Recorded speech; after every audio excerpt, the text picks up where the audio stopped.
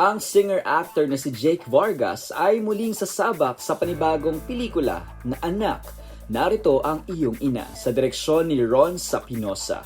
Kasama niyang gaganap rito si Ina de Belen, Mercedes Cabral, Rosa Alcantara at ang mga veteranong aktor at aktres na sina Alan Paul, Raymond Gorospe at ang nagbabalik sa pelikula na si Catherine Luna. Samantala, pabibidahan naman ito ni Rosa Alcantara, isang entrepreneur na may puso at pag-ibig sa arts at pelikula. At ayon sa kanya, the reason why I'm doing this, can you see me? I'm singer. Why am I doing this? Maybe I'm just doing this, the business that what I have as a tool to reach out to people with the same story, to touch their hearts, to touch their soul.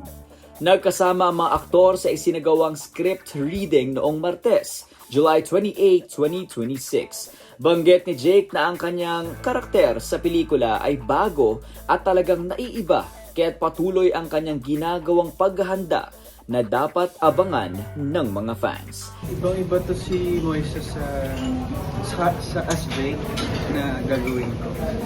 Kasi hindi naman ako ganun kumbaga hindi ko naman naranasan yung mahiwalay sa isang ina na naging barumbado. So yun, talagang napaka para sa akin challenge, and sana yun nagawa ko siya. Sinaad na ang pelikula na ito ay hindi tulad ng mga usual na napapanood ng mga fans. Dahil sa kakaiba nitong storya, ay naasahan ng aktres na magbubukas ito ng panibagong pinto para sa paraan ng paggawa ng pelikula sa bansa na pumapatungkol sa mga isyong panlipunan. I hope it opens a lot of doors also for Filipino cinema to tackle more subjects or themes like this. Kasi, you know, yung totoong buhay naman kasi it's not always happy. It's not magic.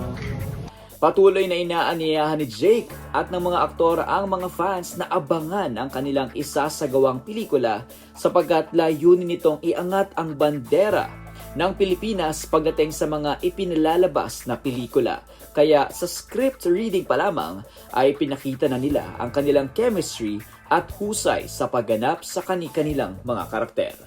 So sana po suportahan ninyo yung mga ganitong klase ng pelikula dahil marami kayong mapupulot na ganito. Sana suportahan niyo po itong pelikula na gagawin namin.